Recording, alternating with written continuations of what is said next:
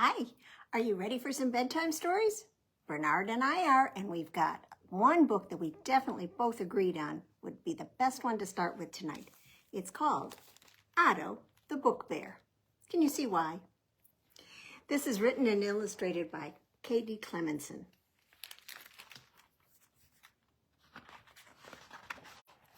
And it's published by Disney Hyperion Books. That's Otto. Once upon a time, there was a bear. Now, Otto was a book bear. He lived in a book on a shelf in a house, and he was at his happiest when children read his book. But Otto also had a special secret. When no one was looking, he came to life. Otto loved to explore the house, to read his favorite stories, and practice his writing. But one day, something terrible happened, and Otto was left behind. Can you see what's going on? I see boxes all packed up with books, and they all said ship to. I think somebody's moving. But Otto's book was hidden under the shelf. Now, Otto didn't like being all alone, so he made a plan, and he packed a bag and set off on a new adventure. But the world outside made Otto feel very small.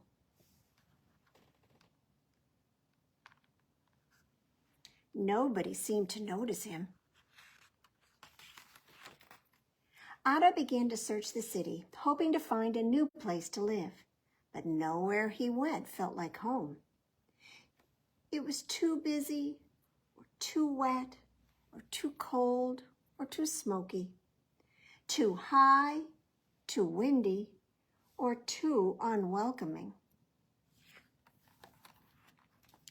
Otto didn't like living in the city, and he missed his warm book. He was starting to feel downhearted, but he decided to pick up his bag and keep on walking. And just when he thought he couldn't walk any farther, he felt cold and tired. Why, that's when Otto saw a place full of light and hope. So he went inside and found rows and rows of books.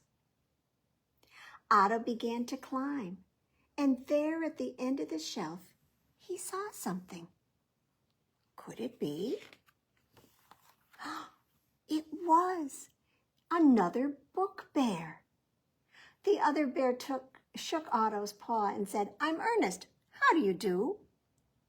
Otto's new friend showed him around the library, and he discovered it was full of book creatures just like him.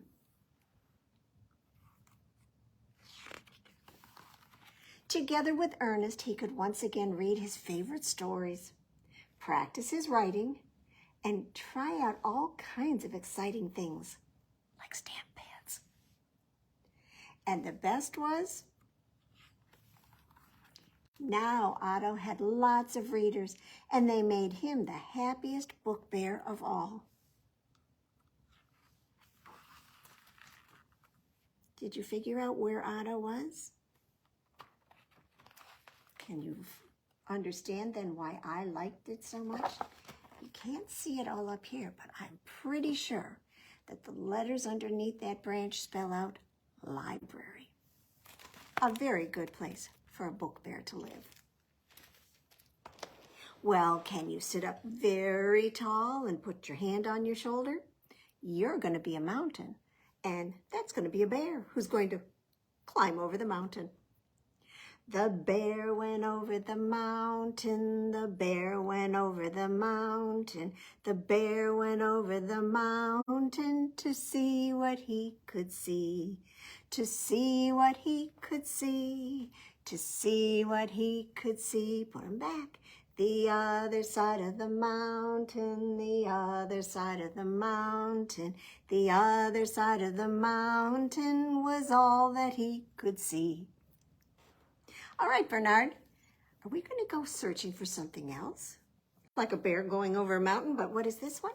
This is called Where's Baby? It's written and illustrated by Ann Hunter, and it's published by Tundra Books. Have you seen Baby, Mama Fox? Asked Papa Fox. Why, Baby must be somewhere, Papa Fox. Now, before I turn the page, take a look behind Papa Fox. What do you see? Baby Fox. Baby, are you indoors? Called Papa Fox.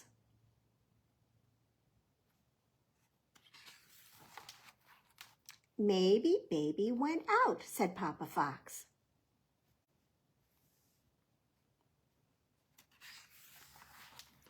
Baby, are you up in the tree? I am up in the tree, but I am not your baby. I'm an owl. Do you see Baby?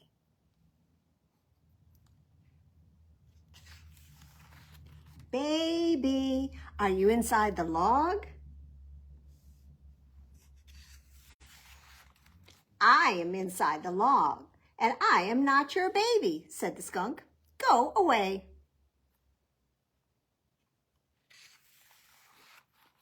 Baby, are you over the hill?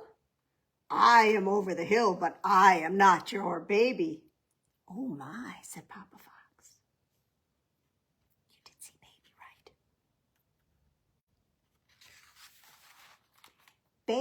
Baby, are you down in the hole?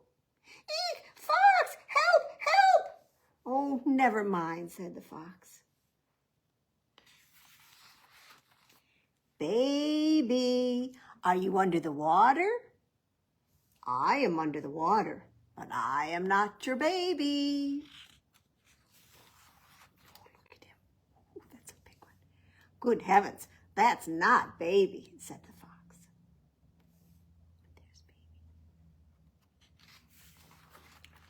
Baby, are you around the bend? Called Papa Fox. I am around the bend, but I am not your baby. I'm Davy. Mama Fox, I cannot find Baby anywhere. Have you looked behind you, Papa Fox?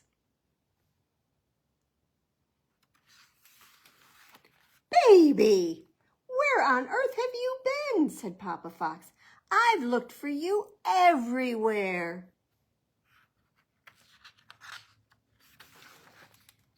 Hi, Papa. Can we do that again? Do you ever play hide and seek with your mom or your daddy? And hide right in plain sight? Well, there were 5 little foxes who were jumping on the bed. When one fell off, well, he bumped his head. Well, Mama called the doctor, and the doctor said, no more foxes jumping on the bed. So 4 little foxes were jumping on the bed. One fell off and bumped his head. So Mama called the doctor, and the doctor said, no more foxes jumping on the bed. So 3 little foxes were jumping on the bed. One fell off and bumped his head. So Mama called the doctor, and the doctor said, no more foxes jumping on the bed. So 2 little foxes were jumping on the bed. One fell off and bumped his head. Well, Mama called the doctor, and the doctor said, no more foxes jumping on the bed. So that left 1 little fox who was jumping on the bed. When she fell off, well, she bumped her head.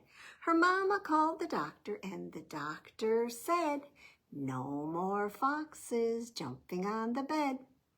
So there are no more foxes. But we're going to have another story about someone who wants to go exploring. Now, Otto went exploring, And Baby Fox kind of went exploring, following Papa around.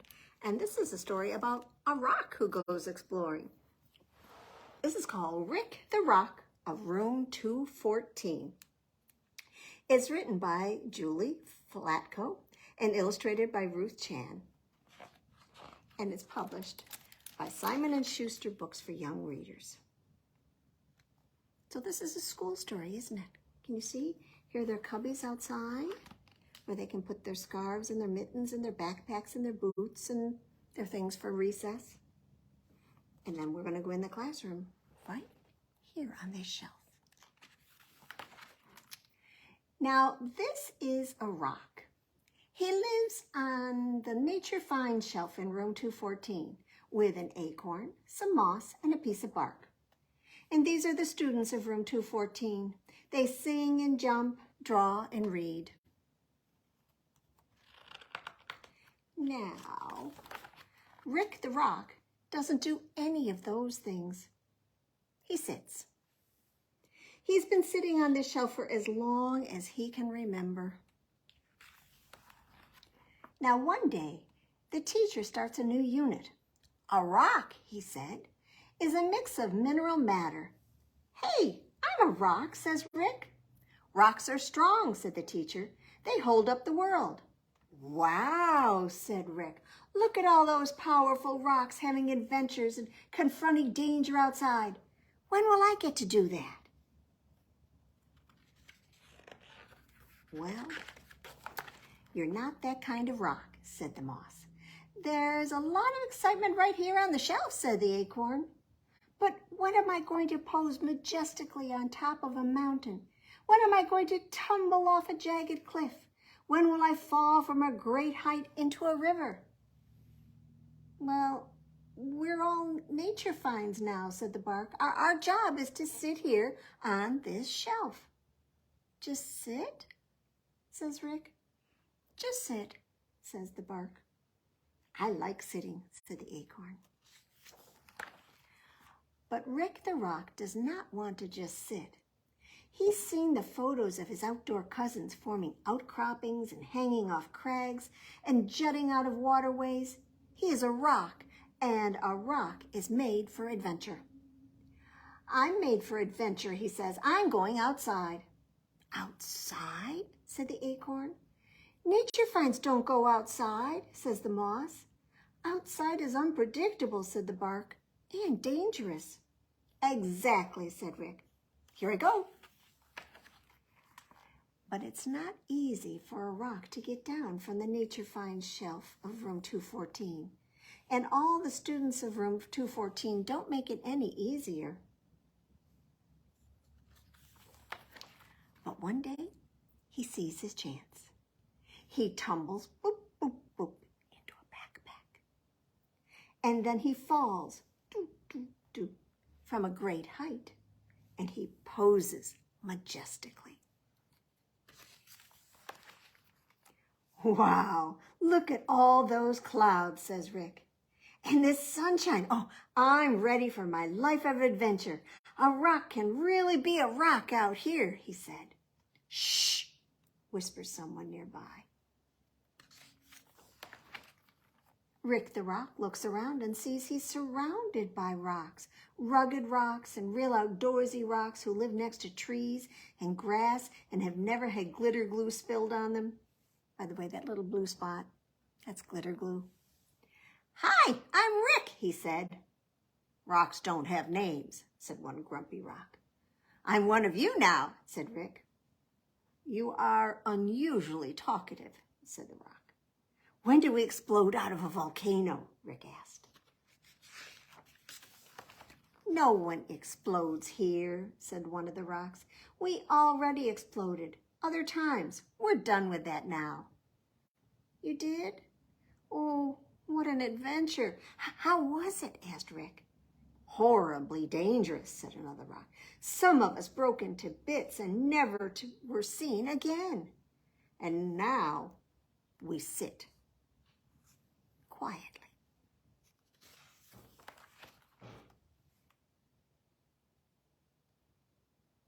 Are they sitting? Do you see Rick? It's him with his glitter glue. See much excitement? What have I done, thinks Rick. I never knew it could be so lonesome to be surrounded by rocks. And crack went the thunder and lightning, and down came the rain, and soon he is a wet rock. With each raindrop, Rick nestles deeper into the mud where he came from long ago. I am strong, thinks Rick. I hold up the world. But it's hard to feel strong in the mud alone. Now in the morning, Rick wakes up to the sun shining on the patch of him that's not covered with mud. There you are, Rick, says a girl. We missed you. Do you want to come back inside? Oh, she must be from the classroom. So she carries Rick back into the classroom and places him carefully on the Nature Find shelf. Where did you go? Asked the acorn. Everything was weird with you gone. You smell like dirt, says the moss. It's nice. Was it dangerous out there? Asked the bark. Oh, I was in horrible danger. Horrible danger of being lonely, Rick said. So I came back. And I think, is that the end? No, not quite. This is a rock. He lives on the Nature Find shelf in room 214 with his friends. He helps the students with math and snacks, songs and stories. Rick is a rock, and he sits. Every day is an adventure. So take a look around your room. Maybe you'll find some treasure that you brought in from nature. And just maybe have a little conversation with it about what's going on in your room. Well, can you shake, shake, shake your sillies out? Shake, shake, shake your sillies out. Shake, shake, shake your sillies out and wiggle your waggles away. Now can you clap, clap, clap your crazies out? Clap, clap, clap your crazies out. Clap, clap, clap your crazies out and wiggle your waggles away. Can you stretch, stretch, stretch your stretchies out? Stretch, stretch, stretch your stretchies out. Stretch, stretch, stretch your stretchies out and wiggle your waggles away. Stand up. Can you jump, jump, jump your jiggles out? Jump, jump, jump your jiggles out. Jump, jump, jump your jiggles out and wiggle your waggles away. Can you yawn? Yawn your sleepies out, yawn. Yawn your sleepies out, yawn. Yawn your sleepies out and wiggle your waggles away. Can you shake, shake, shake your sillies out? Shake, shake, shake your sillies out. Shake, shake, shake your sillies out and wiggle your waggles away. All right. Well, this is a story that you can join in with me on from home. This is called Chester Van Chime, Who Forgot How to Rhyme. Do you know how to rhyme words? I bet you do. This is written by Avery, Monsen, and illustrated by Abby Hanlon, and it's published by Little Brown and Company. There once was a youngster named Chester Van Chime who woke up one day and forgot how to rhyme. It baffled poor Chester. He almost felt queasy. To match up two sounds, it was always so, what do you think? Simple for him. That doesn't rhyme. See, Chester loved rhyming in poem or song. It always felt right, but today it felt, what did you say? Not very right. Not right, no. He tried not to panic. He played it real cool. He picked up his backpack and walked to his learning place with teachers and stuff. What did you say? School, yes. He walked past the butcher and walked past the baker. He walked past Mr. Wexler, the candlestick guy. In class, Mrs. Stevens knew something was wrong when Chester could not sing the words of a what? Song? A very popular nursery rhyme. The itsy bitsy spider climbed up the water spout. Down came the rain and washed the spider. Well, you know what to say, but you know what he said? Right onto the floor, totally ruining his day. Now his friends tried to help tackle Chester's complaint. They made him 3 rhymes with some paper and paint.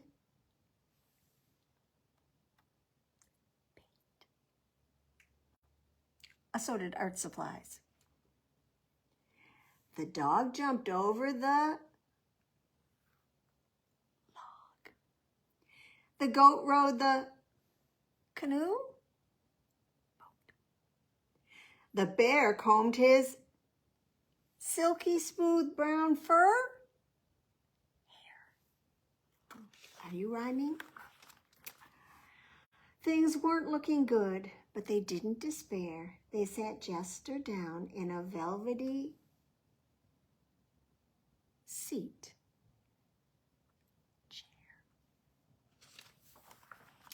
Then they brought tons of rhymes to the room where he sat. Can you think of a word that rhymes with sat that is a tiny lion? Or a swingy sports stick? Or a place to wipe your muddy feet that rhymes with sat? Fancy pants head cover. How about an extra big mousy looking dude? Rat. Did you get? Cat, bat, mat, hat, rat? He didn't. Well, they made all the rhymes they could possibly make. What is this? He said it was a big angry worm. And a birthday sugar pile? It's a cake. A fork for giants? A rake. A very sad cow? A steak. The crystal clear waters of Winnipesaukee, the 3rd largest swimming hole in New England? Well, we have one of those right here in Canandaigua. A lake. Oh. None of it worked. Chester still couldn't rhyme. He felt like a clock that could not tell the hours and seconds or anything. He slowly walked home. He shuffled his feet. Past Wexler, the baker, and the guy who chops meat. They each had a job, and they did it with glee. But if he couldn't rhyme, well then, who would he turn into? But suddenly something popped into his head. The baker was probably baked some bad sourdough. The butcher and candleman both made mistakes, like badly dipped candles or poorly sliced. We all have bad days, Chester said with a grin, and rhymes aren't the contest to lose or to come in first, win. So maybe I don't need to be quite so stressed. If I give it my all, and I'm not at my tippy-top peak performance,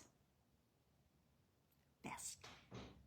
As easy as that, Chester's problem was done when he realized that playing with words should be fun.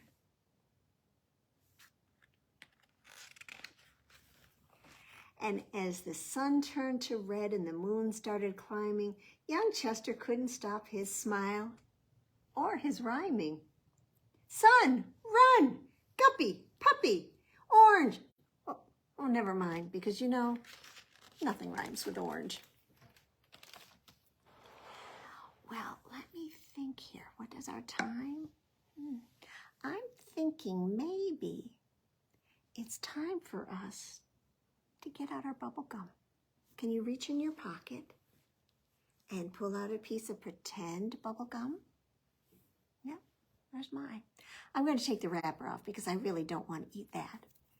And then I'm going to pop it in my mouth and chew it up until it's all soft and squishy. Here we go.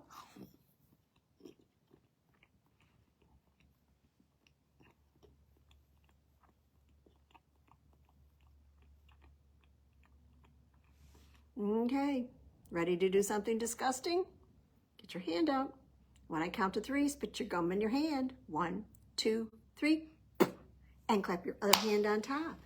And we've got sticky, sticky bubble gum, sticky, sticky bubble gum, sticky, sticky bubble gum, stick it on your knee. Do you want to leave it there?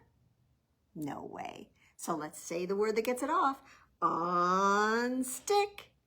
Sticky, sticky bubble gum, sticky, sticky bubble gum, sticky, sticky bubble gum, stick it on your nose. Unstick. Sticky, sticky bubble gum, sticky, sticky bubble gum, sticky, sticky bubble gum, stick it on your back. Unstick.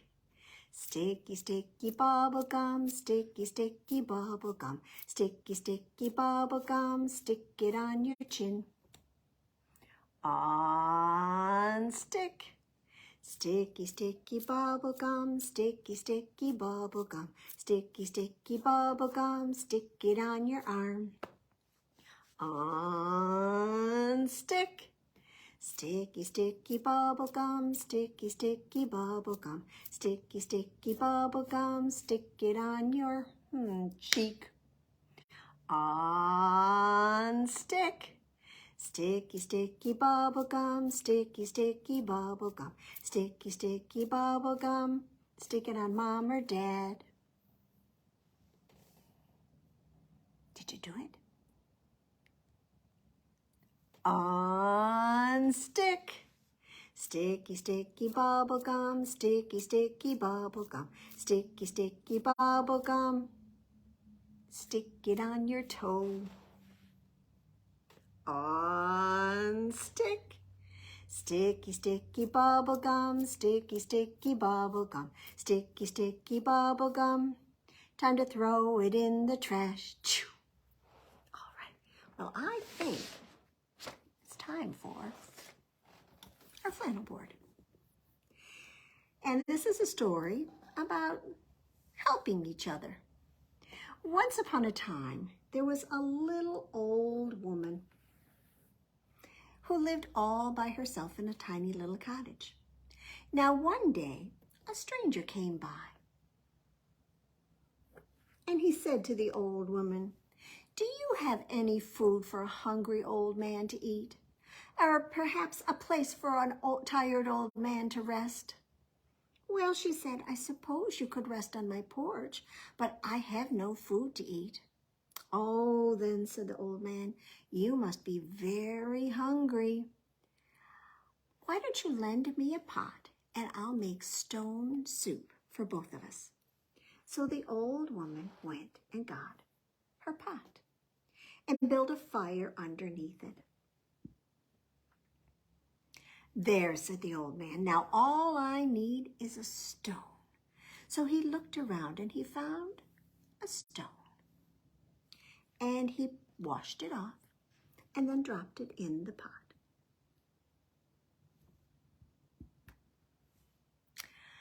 "Ah," he said, "if only I had a handful of flour, This soup would taste so much better. But there's no use thinking about what one hasn't got. But the old woman thought that maybe, just maybe, she did have a little bit of flour. So she went and she found a handful of flour and dropped it into the pot. Well, they stirred it and stirred it and stirred it a lot. "Oh," said the old man, "if only we had a few vegetables, why this soup would then be delicious. But there's no use of thinking about what one hasn't got." Well, the old woman said that maybe, well, she might have a few small vegetables. So she went and found them and put them in the pot. A carrot, a potato, and an onion. And they stirred them and stirred them and stirred them a lot.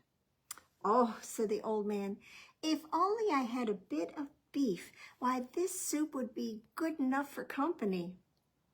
But it's no use of thinking about what one hasn't got. But the old woman said, maybe she did have just a little bit of beef, and so she went and got it. And she added it to the soup. And then they stirred it and stirred it and stirred it a lot. "Oh," said the old man, "it's smelling so good. If only we had a wee bit of barley and a drop or two of milk. But it's no use wishing for what one hasn't got." But the old woman said, well, perhaps she might have a little barley and a drop or two of milk. So she went back in and she came out with a couple of drops of barley and a few drops of milk. And then they stirred it and stirred it and stirred it a lot, and it smelled so good.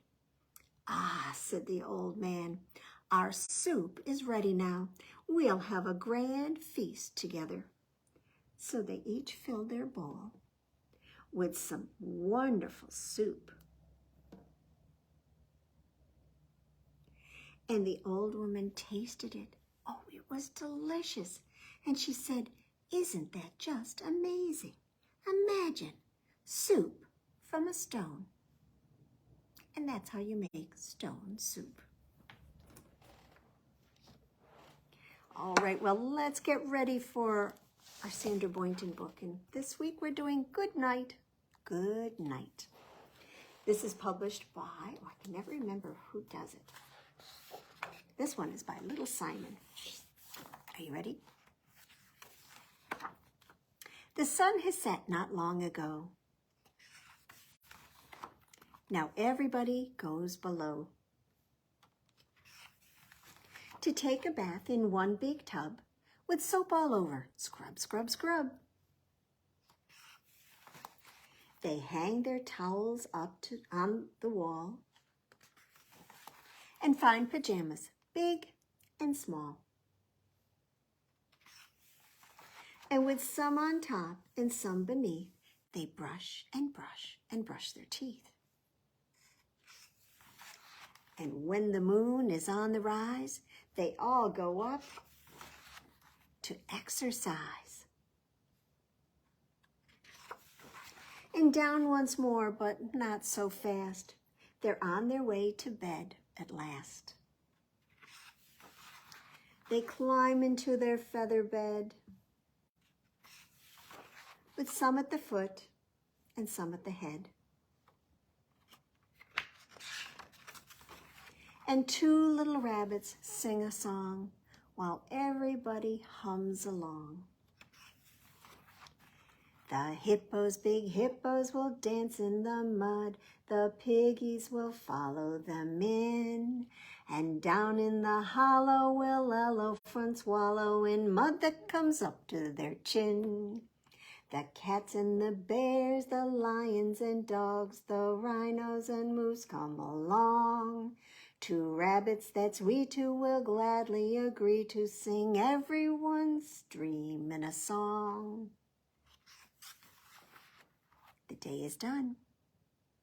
They say good night, and somebody turns off the light. The moon is high.